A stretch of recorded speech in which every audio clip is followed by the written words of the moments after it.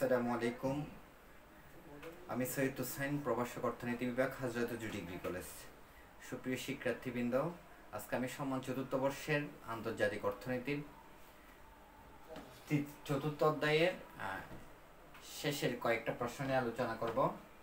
আজকে আমরা স্থির বিনিময় হার, পরিবর্তনশীল বিনিময় হার, এই টপিকসগুলো নিয়ে আমরা পড়ছিলাম। এই টপিক্সের উপর আমি দুইটা ক্লাস নিয়েছি এর পূর্বে। আজকে আমার এই অধ্যায়ের দুইটা প্রশ্ন আমি দেখানোর চেষ্টা করব।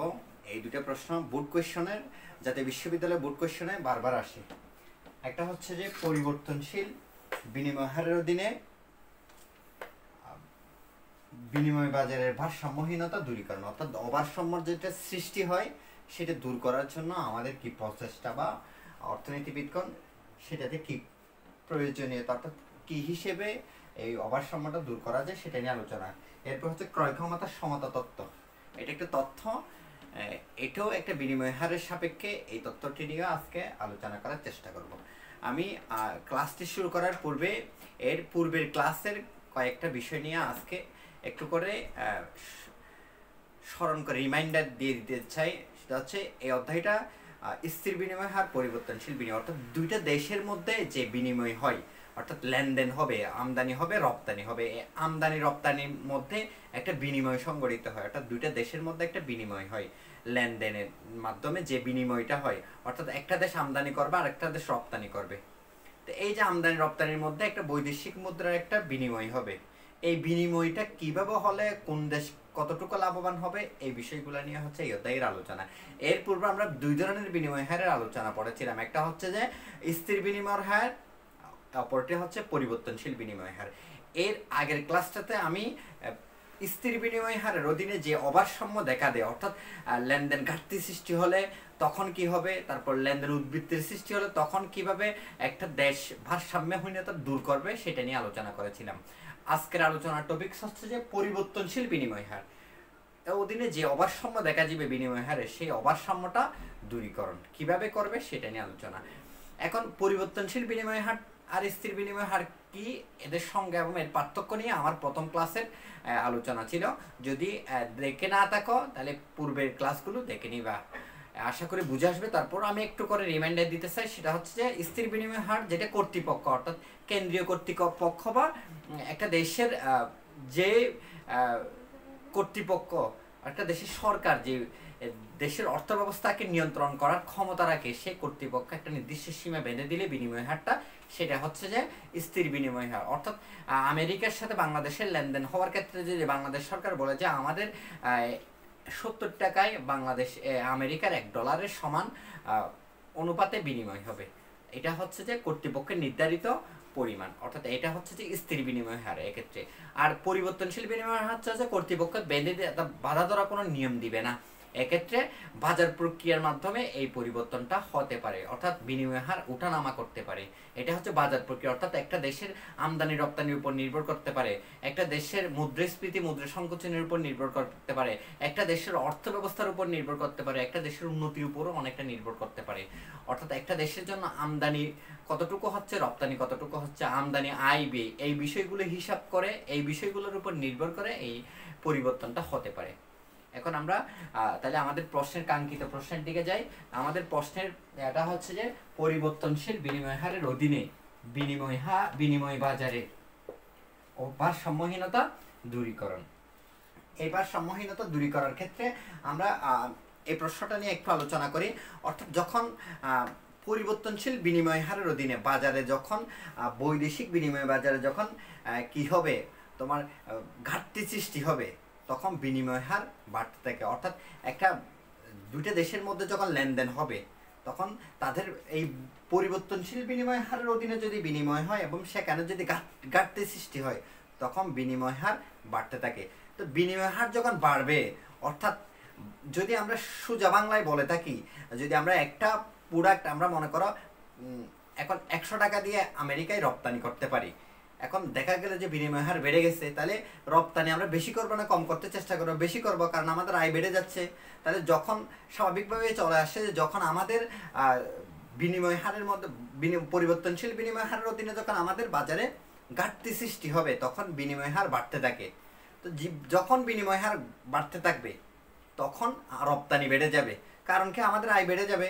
ঘাটতি মানে কি, তখন আমাদের পণ্যের সংকট, যখন পণ্যের সংকট দেখা দিবে তখন আমাদেরকে পণ্যের দাম বেড়ে যেতে পারে, এটাই স্বাভাবিক। এটাই হচ্ছে এক ধরনের ঘাটতি, যদি পুরোপুরি এটাই ঘাটতি নয়। বিনিময় বাজারে ঘাটতি বলতে দুটা দেশের মধ্যে ঘাটতিটা বোঝায়।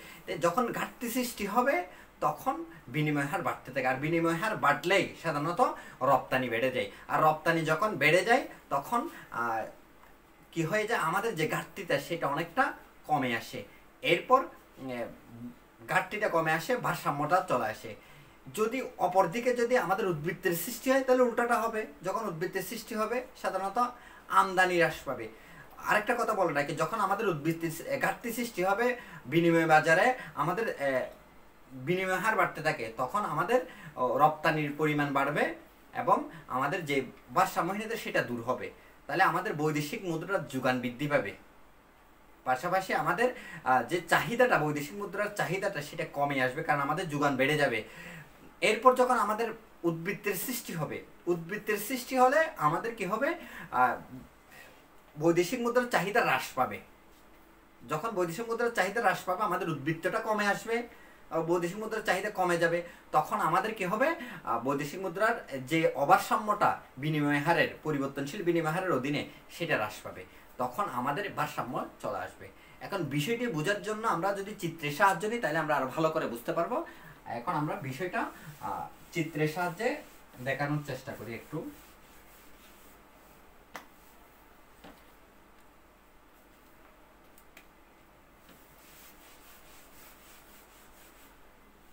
এটা হচ্ছে যে তোমরা প্রথম, দ্বিতীয়, তৃতীয় অনেক অধ্যায়ে এই টাইপের চিত্রটা দেখে আসছো।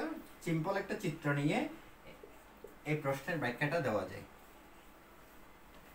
একটা আমরা চাহিদা রেখা আঁকবো আর একটা যোগান রেখা আঁকবো। এটার নাম দেব এস এফ। এস মানে সাধারণত সাপ্লাই অর্থাৎ যোগান বুঝি আমরা, আর এটা দেব ডি এফ। ডি মানে ডিমান্ড, এফ মানে এখানে ফরেন এক্সচেঞ্জ বোঝায় আর কি, অর্থাৎ ফরেন যে মুদ্রা, ফরেন যে মুদ্রার বিনিময়টাকে বোঝানোর জন্য এস এফ ডি এফ দ্বারা বোঝানো হয়। এখানে আমরা ই দিয়ে অর্থনীতিতে ইকুইলিব্রিয়াম বা ভারসাম্য জিনিসটা বোঝাতে, বিষয়টা বোঝাতে আমরা ই ব্যবহার করে থাকি। এরপর এখানে কিউ দিতে পারি আমরা, তারপরে এখানে আরো দুইটা ইয়া করবো আমরা, সেটা হচ্ছে একটা এটা আর একটা এটা। এখানে দিয়ে আমরা এ বি, এখানে দিয়ে আমরা সি ডি, তারপর এখানে আর নট, আর টু, এদিকে দিয়ে আর ওয়ান। তাহলে আমাদের এখান থেকে আমরা একটা সিদ্ধান্ত নিব, ধরে নিলাম আমরা যে বিনিময় হারের অধীনে আমরা যে আন্তর্জাতিক যে আমরা বাণিজ্যটা করব, আমাদের যে আমদানি রপ্তানি সংগঠিত হবে সেটা ধরে নিলাম আমরা পরিবর্তনশীল বিনিময় হারের অধীনে সংগঠিত হচ্ছে। যেহেতু আমরা পরিবর্তনশীল বিনিময় হারের অধীনে বাজার ভারসাম্যের অভারসাম্যটা কিভাবে দূরীকরণ করতে অথবা কিভাবে ভারসাম্যে আসতে হয় সেটা নিয়ে আলোচনা করব। তাহলে পরিবর্তনশীল বিনিময় হারের অধীনে আমরা ধরে নিলাম যে বাজারের মধ্যে ঘাটতি সৃষ্টি হলো। তো ঘাটতি সৃষ্টি হলে যখন আমাদের অর্থাৎ কম দেখা দিবে, আরো বেশি লাগবে, ঘাটতি সৃষ্টি হবে, তখন আমাদের কি হতে থাকবে, মনে করো এই বিন্দুতে আমাদের, এক্ষেত্রে আমাদের দেখো এই বিন্দুতে যখন আমাদের বিনিময় হারটা যখন আর ওয়ানে, তখন আমাদের যোগান হচ্ছে কতটুকু পর্যন্ত, এই পরিমাণ, আর ওয়ান এ পরিমাণ হচ্ছে আমাদের যোগান। তাহলে আমাদের চাহিদা কতটুকু, অর্থাৎ আমাদের দেশের মধ্যে, অর্থাৎ আমরা বিদেশে যেখানে যার সাথে আমরা রপ্তানি করব তারা আমাদের থেকে এই পরিমাণ চাই, আর ওয়ান বি পরিমাণ। তাহলে আমরা লিখতে পারি বৈদেশিক বিনিময় হারের ক্ষেত্রে আর ওয়ান বি পরিমাণ হচ্ছে চাহিদা, অর্থাৎ এই পরিমাণ চাহিদা। কিন্তু আমরা যোগান দিতে পারতেছি কতটুকু, আর ওয়ান এ পরিমাণ। তাহলে আমরা যোগান দিতে পারতেছি আর ওয়ান এ পরিমাণ, এই পরিমাণ। এখন আমাদের বাজারের মধ্যে এই পরিমাণ ঘাটতি সৃষ্টি হয়েছে। তাহলে আমরা সহজভাবে বুঝতে পারি, যখন ঘাটতি সৃষ্টি হয় অর্থনীতির ছাত্র হিসেবে আমরা স্বাভাবিকভাবে বুঝতে পারি যে যখন আমাদের মধ্যে ঘাটতি সৃষ্টি হয় তখন পণ্য দ্রব্যের দাম বেড়ে যায়, এটাই স্বাভাবিক। অর্থাৎ এক্ষেত্রে দ্রব্যের দাম বাড়বে আমরা সেটা বলবো না, আমরা বলবো যে বিনিময় হারটা বেড়ে যাবে। তখন বিনিময় হারটা বাড়তে থাকে। কারণ হচ্ছে কি, যখন ঘাটতি সৃষ্টি হবে স্বাভাবিকভাবে পণ্যদ্রব্যের যোগান বৃদ্ধি পাবে। কারণ হচ্ছে দাম যখন বেড়ে যাবে যোগান বাড়া এটাই স্বাভাবিক। অর্থাৎ বিনিময় হার যখন বাড়তে থাকবে তখন বিনিময় হার বাড়বে। তো বিনিময় হার যখন বাড়বে যোগানও বাড়বে, যোগানও বাড়বে। এই এবি পরিমাণ যেটা ঘাটতি, তাহলে আমাদের এখানে এবি পরিমাণ ঘাটতি আছে। তাহলে আমাদের যদি বলা হয় এই এবি পরিমাণ ঘাটতি সৃষ্টি হলো যখন আমরা পরিবর্তনশীল বিনিময় হারের অধীনে আমরা কি করব, বাণিজ্য করব, তখন আমাদের এবি পরিমাণ ঘাটতি সৃষ্টি হলে তখন যোগান বাড়বে। যোগান বেড়ে, যোগান যখন বাড়বে অর্থাৎ আমরা যখন সাপ্লাই বেশি দেব তখন বিনিময় হার বাড়বে। বিনিময় হার যখন বাড়বে, বিনিময় হার মনে করো আর নটে আসলো, যখন আর নটে আসলো তখন যোগানও বাড়ছে, চাহিদা আগের থেকে একটু কমছে। চাহিদা এই পরিমাণ ছিল আগে, যোগান ছিল এই পরিমাণ, এখন চাহিদা একটু কমে এই পরিমাণে আসছে, যোগানও এই পরিমাণ বেড়ে এই বিন্দুতে আসছে, তখন ভারসাম্যে চলে আসছে। অর্থাৎ যখন একটা বাজারে যখন বিনিময় হার বাজার যখন ঘাটতি সৃষ্টি হবে তখন স্বাভাবিকভাবেই বিনিময় হার বাড়বে, আর বিনিময় হার বাড়লে যোগান বাড়বে।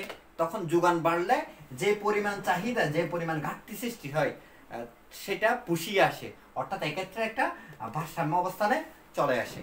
এরপর হচ্ছে যে একটা টপিক, একটা পয়েন্ট, অর্থাৎ আমাদের এই যে পরিমাণ ঘাটতিটা সেটা বিনিময় হার বাড়ার মাধ্যমে, যোগান বৃদ্ধির মাধ্যমে আমরা পুষিয়ে নিয়ে আমাদের একটা ভারসাম্যে চলে আসে।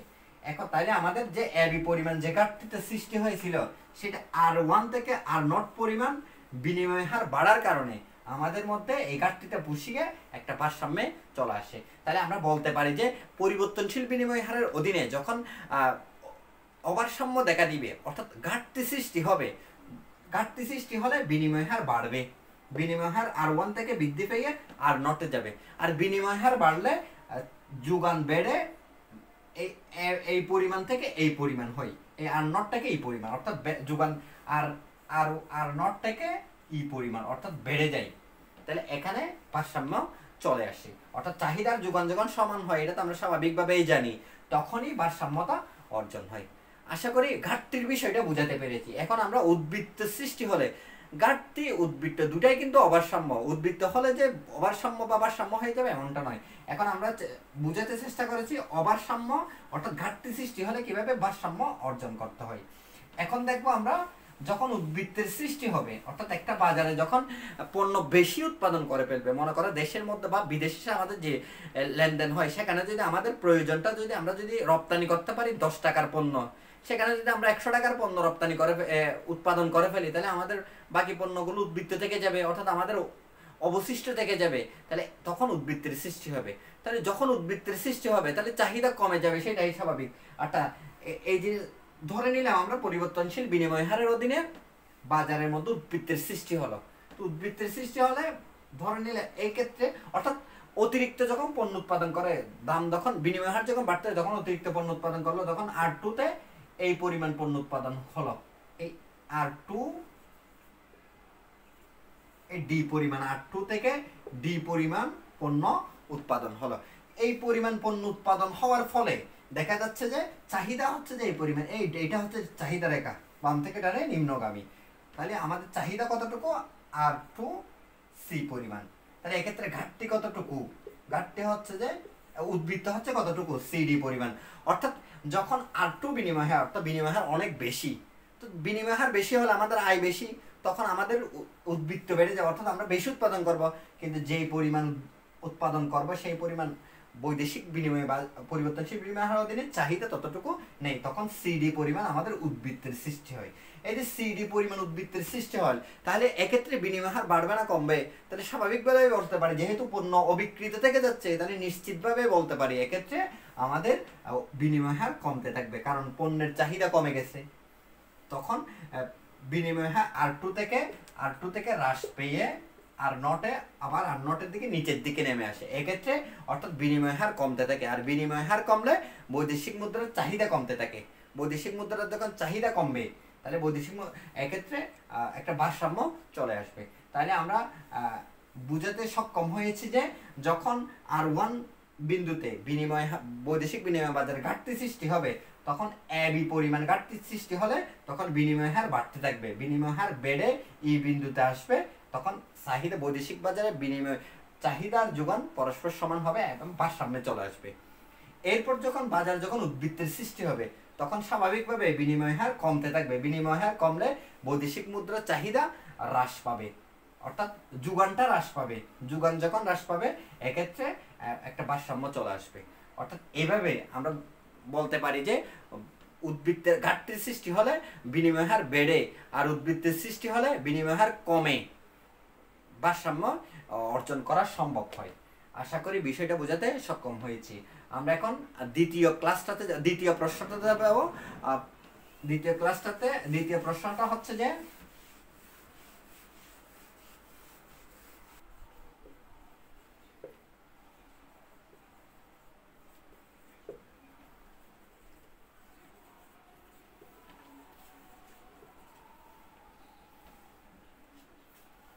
ক্রয় ক্ষমতার সমতা তত্ত্ব। এটা খুব গুরুত্বপূর্ণ একটা প্রশ্ন। ক্রয় ক্ষমতার সমতা তত্ত্ব অর্থাৎ দুইটা দেশের মুদ্রার বিনিময়ে যখন দুই দেশের দামের অনুপাতের সমান হয় তখন তাকে বলা হয় যে ক্রয় ক্ষমতার সমতা তত্ত্ব। আবার বলছি, দুইটি দেশের মুদ্রার বিনিময় হার যখন দুইটি দেশের দামের অনুপাত সমান হবে তখন তাকে বলা হয় যে ক্রয় ক্ষমতার সমতা তত্ত্ব। তাহলে যখন অধ্যায়টি বিনিময় হার নিয়ে, তাহলে প্রাসঙ্গিকভাবে বিনিময় হারেরই আলোচনা। অর্থাৎ বিনিময় হার যখন দুইটা দেশের বিনিময় হার যখন সমান হবে, দামের ওই দুটি দেশের আভ্যন্তরীণ দামের অনুপাতে সমান হবে তখন হচ্ছে যে ক্রয় ক্ষমতার সমতা তত্ত্ব। এক্ষেত্রে তখন কোন একটা দেশের, ধরে নিলাম বাংলাদেশের সাথে যদি আমেরিকার কি হলো আমাদের আমদানি রপ্তানি বা বাণিজ্য হলো, তো এক্ষেত্রে আমাদের দেশের আভ্যন্তরে যদি দামের অনুপাতটা কমে যায় তাহলে আমাদের যে বৈদেশিক মুদ্রার বিনিময়টা তাদের দেশের সাথে যে আমাদের যে একটা বিনিময় হবে সেই বিনিময়টা অবনয়ন ঘটবে, অর্থাৎ অবনতি ঘটবে। আর যদি উল্টোটা হয়, অর্থাৎ আমাদের দেশের আভ্যন্তরীণ দামের অনুপাত যদি বেড়ে যায় তাহলে এক্ষেত্রে আমাদের দেশের যে বৈদেশিক বিনিময় বাজারটা, অর্থাৎ বৈদেশিক বিনিময় যে বিনিময় হারটা সেটা বেড়ে যাবে, অর্থাৎ ঊর্ধ্বগমন ঘটবে বা উন্নতি হবে। তাহলে ক্রয় ক্ষমতার সমতা তত্ত্ব বিষয়টা বিবেচনার জন্য এটাকে ইংরেজিতে বলা হয় ফি ফি ফি।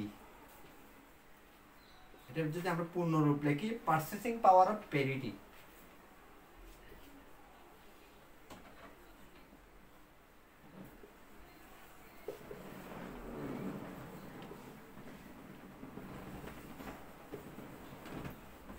পারচেসিং পাওয়ার প্যারিটি অর্থাৎ ক্রয় ক্ষমতার সমতা তত্ত্ব। এখন এই তথ্যটি ব্যাখ্যার জন্য আমরা যদি ধরে নিই, দুইটা দেশ ধরে নিলাম আচ্ছা, এই ধারণাটি, এই যে বিনিময় হারের ধারণাটি, এগুলো একদম মানদাতার অথবা অনেক আগে থেকে প্রাচীন আমল থেকে কিন্তু দুইটা দেশের মধ্যে লেনদেন হতো, বিনিময় হতো, সেটা অনেকভাবে হতো। যদি এখন বিনিময়টা অনেকটা সহজ হয়ে গেছে, আর একটা সময় পণ্য দ্রব্যের বিনিময়টাও ছিল। এই যে পারচেসিং পাওয়ার প্যারিটি ক্রয় ক্ষমতার সমতা তত্ত্বটা, এভাবে তথ্য নামে এই বিষয়টা ছিল না। এই বিষয়টা গুস্তাভ ক্যাসেল নামে একজন অর্থনীতিবিদ সর্বপ্রথম ধারণা চলে আসে, অর্থাৎ তথ্যভিত্তিক ধারণা প্রদান করে গুস্তাভ ক্যাসেল। এর পূর্বে যদিও এই ধারণাটা ছিল, কিন্তু একদম প্রাসঙ্গিক আকারে, তথ্য আকারে এই বিষয়টি ব্যাখ্যা করেছেন গুস্তাভ ক্যাসেল নামে অর্থনীতিবিদ। তাহলে আমরা তার ভিত্তিতে আলোচনা ধরে নিতে পারি দুটা দেশ। একটা ধরে নিতে পারি বাংলাদেশ আর ভারত।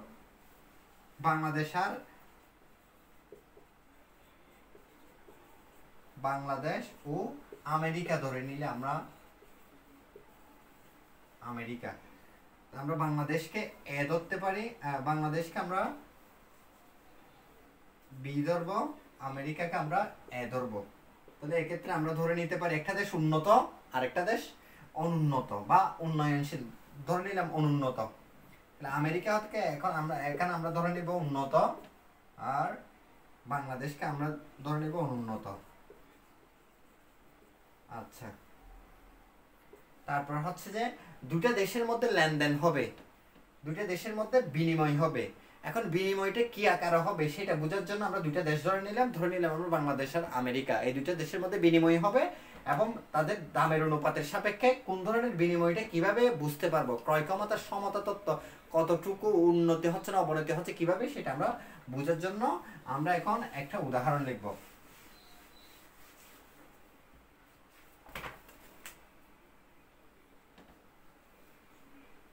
ধরে নিই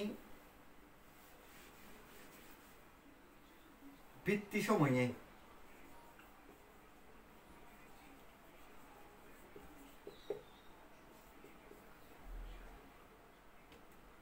এ দেশ বি দেশ, যেহেতু বাংলাদেশকে আমরা বি ধরেছি, বি দেশ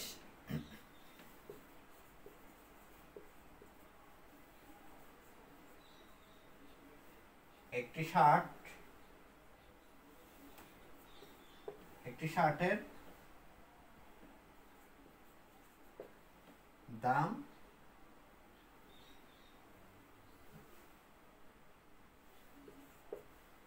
একটি শার্টের দাম ইউএস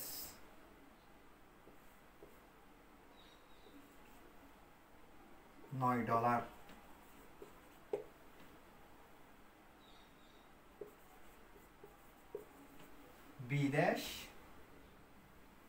বিদেশে টাকা 720।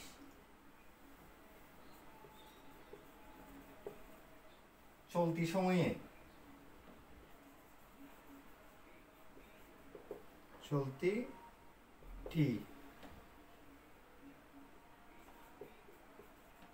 এ দেশে শার্টের দাম হচ্ছে S10। তারপর সংক্ষেপে লিখি বিদেশে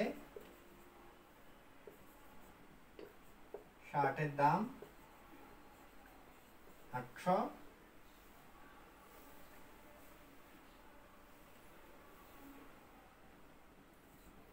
750 টাকা। তাহলে এইটার ভিত্তিতে, এই প্রশ্নটার ভিত্তিতে আমরা পার্চেজিং পাওয়ার প্যারিটিটা বোঝানোর চেষ্টা করব। অর্থাৎ ভিত্তি সময়ে এ দেশ একটি শার্টের দাম US $9, বি দেশে তখন 720। চলতি সময়ে এসে এ দেশে US $10 এবং বি দেশে শার্টের দাম তখন 750 টাকা। 750 টাকা। তো এখন আমরা আমাদের যে পার্চেজিং পাওয়ার প্যারিটি, ক্রয় ক্ষমতার সমতা তত্ত্ব, সেটা কিভাবে নির্ণয় করব? এটা একটা সূত্র আছে।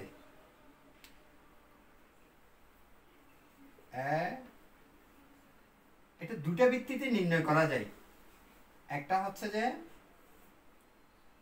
ক্রয় ক্ষমতার পরম সমতা তত্ত্ব,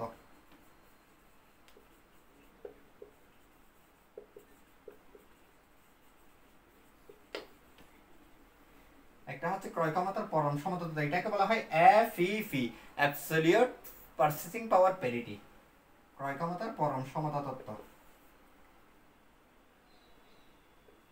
এরপর একটা হচ্ছে ক্রয় ক্ষমতার আপেক্ষিক সমতা তত্ত্ব।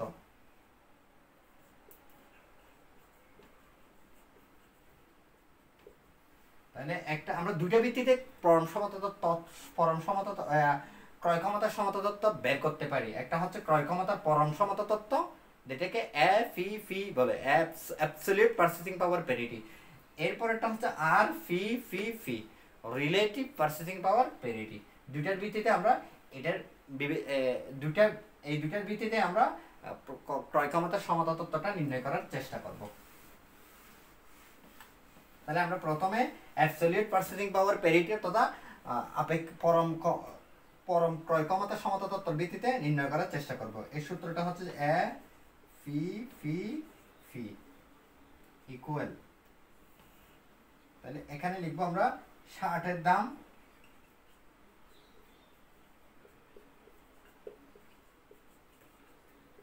টাকায়,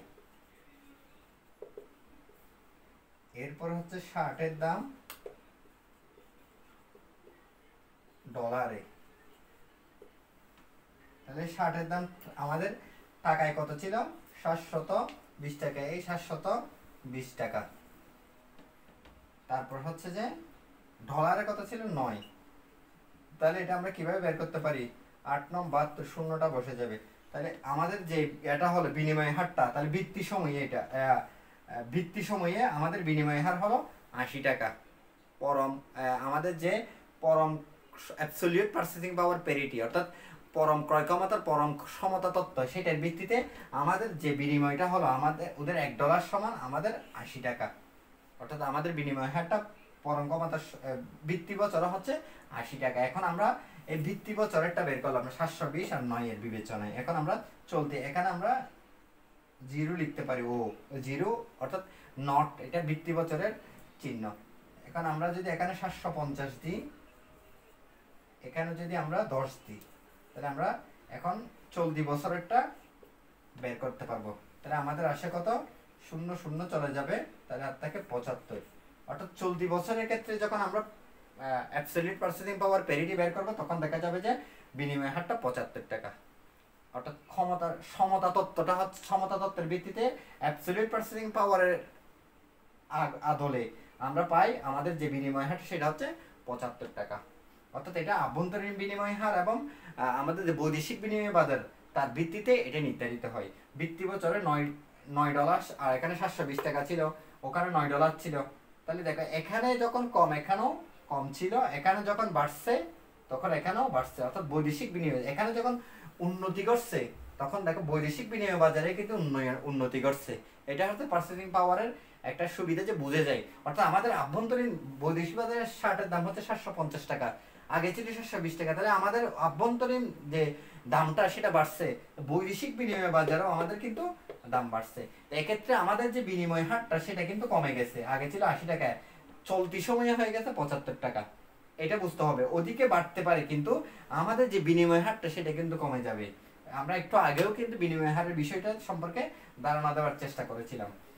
এরপর হচ্ছে যে এই উদাহরণটা থেকে আমরা এরপর আমাদের যে রিলেটিভ পারচেসিং পাওয়ার প্যারিটি তথা আমাদের যে আপেক্ষিক ক্রয় ক্ষমতার আপেক্ষিক যে সমতা তত্ত্ব সেটা বোঝানোর চেষ্টা করব। এটা হচ্ছে যে আর টি ইকুয়াল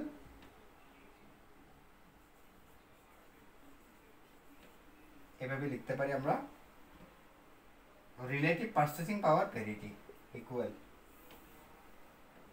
এখানে দুইটা পার্ট হবে, এটি একটু করে মুছে দিচ্ছি, আমরা মনে রাখবো যাতে সহজে আমরা বুঝাতে পারি।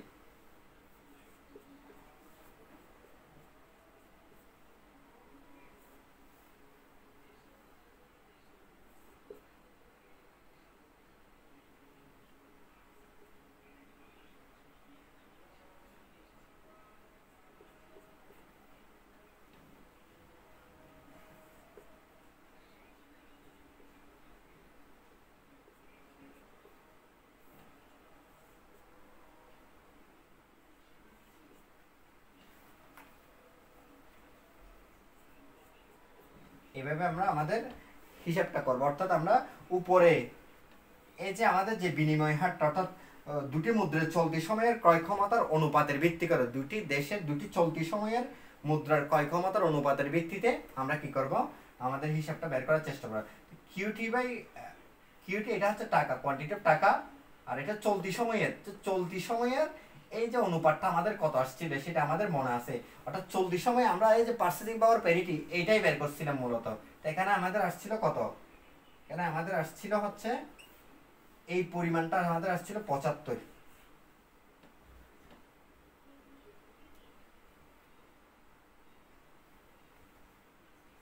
এরপর আমাদের আসছিল হচ্ছে, আচ্ছা এখানে আরেকটা এ আছে আর নট, আচ্ছা আর নটটা আমি বলতেছি।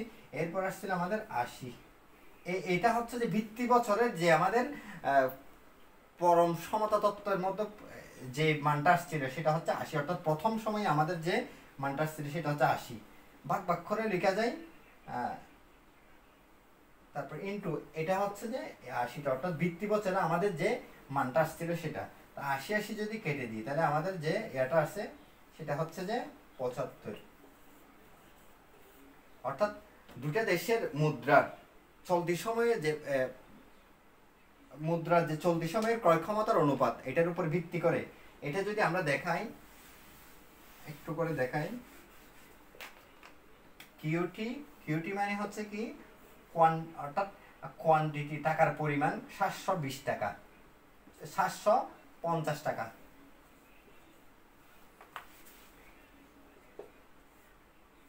750 টাকা এই কোয়ান্টিটি চলতি সময়ের।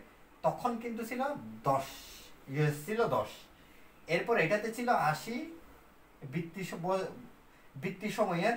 তারপর তখন ইয়া ছিল কোয়ান্টিটি অফ ইউএস ডলার ছিল তখন 9, একটু ভুল হচ্ছে, বৃত্তি বছরের ছিল হচ্ছে যে 720, তখন ছিল ইউএস ডলার ছিল 9, আর এখানে আর নটের মান হচ্ছে যে 80, অর্থাৎ বৃত্তি বছরে যে বিনিময় হারটা সেটা হচ্ছে যে 80। এইটা আমি আবার একটু দেখাচ্ছি, 0 0 চলে যাবে, এদিকে 8 9 72, তাহলে 0 80, তাহলে এদিকে থাকে 75 উপরে, এদিকে থাকে আর 80, এদিকে গুণ 80, তো এটা চলে যায়, তাহলে 75, তাহলে বিনিময় হারটা 75 পাওয়া গেল। অর্থাৎ এইভাবে দুইটা দেশের বৃত্তি বছর আর চলতি বছরের বৃত্তি সময় আর চলতি সময় তথা বৃত্তি বছর তথা চলতি সময়ের বিনিময় হার বের করে একটা পরম সমতা তত্ত্বের ভিত্তিতে, আর একটা হচ্ছে যে একটা অ্যাবসলিউট পারচেজিং পাওয়ার প্যারিটি, আর একটা হচ্ছে যে রিলেটিভ পারচেজিং পাওয়ার প্যারিটি, অর্থাৎ আপেক্ষিক সমতা তত্ত্ব। এই দুইটার ভিত্তিতে আমরা দেখালাম যে কিভাবে দুইটা দেশের আভ্যন্তরীণ বিনিময় হারটার মধ্যে বিনিময় ঘটে, এবং একটা দেশের যখন বিনিময় হারটা বেড়ে যাবে তখন, অর্থাৎ একটা দেশের আভ্যন্তরীণ দামের অনুপাতটা যখন বেড়ে যাবে, তাহলে তাদের বিনিময় হার উন্নতি ঘটবে, অর্থাৎ বৈদেশিক বিনিময় বাজারের মধ্যে উন্নতি ঘটবে, আর যখন উল্টোটা ঘটবে তখন অবনয়ন ঘটবে। এটা আশা করি বোঝাতে সক্ষম হয়েছি। এই দুটো প্রশ্ন খুবই গুরুত্বপূর্ণ। আমরা নেক্সট ক্লাসে 5ম অধ্যায়টাকে শুরু করার চেষ্টা করব। তোমরা ভালো থাকবে, তোমাদের জন্য শুভকামনা রইল। আসসালামু আলাইকুম।